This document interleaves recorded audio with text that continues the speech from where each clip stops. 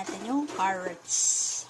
Nagisa na yung patatas at saka manok. Ihalo naman yung niyad-yad na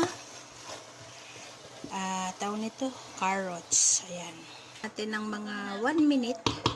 Tapos i-add natin yung celery at saka yung in-slice na ito, celery and green onion. Ayan.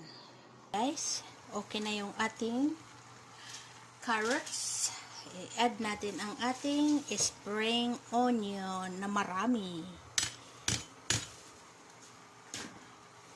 Ayan, halo-haloin lang natin hanggang sa mag-combine silang lahat. So, pag nag-combine na siya guys, yung onion, ilagay naman natin yung celery.